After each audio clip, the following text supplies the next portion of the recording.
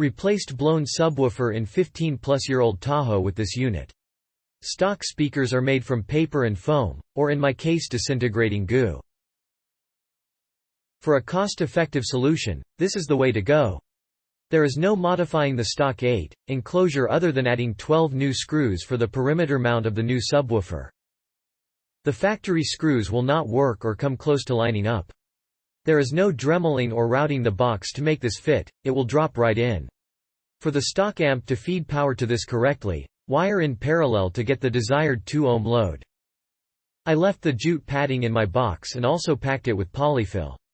I would also take the time to sort out where the vibrations from this newfound sound come from and deaden, isolate vibrations. The issue seems to be the mounting system that it uses, and as I press on the box against the vehicle, quite a bit goes away. The subwoofer performs well otherwise, but the factory amp does seem to run out of breath quickly. Perhaps a standalone subwoofer amp or a 5-channel amp is in order sometime. For now, it works just fine. You won't be setting world records for SPL with this unit, but it definitely adds the low end you might be missing out on right now.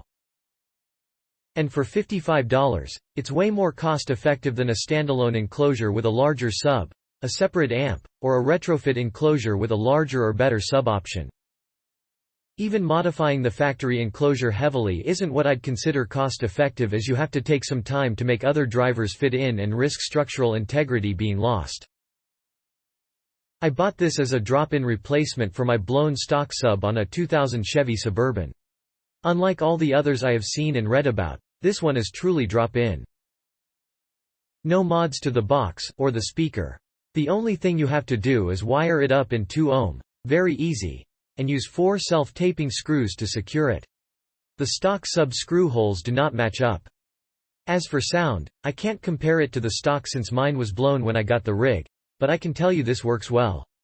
It's not competition, and it won't shake the mirrors, but it adds that bottom end without distorting the door speakers.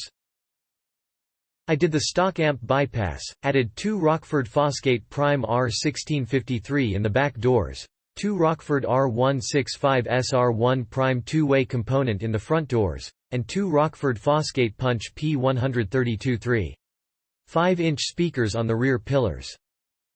It sounds great. I used the stock head unit for a few weeks, but my tape player adapter finally quit working, so I went and bought a used Sony Mex N5100BT.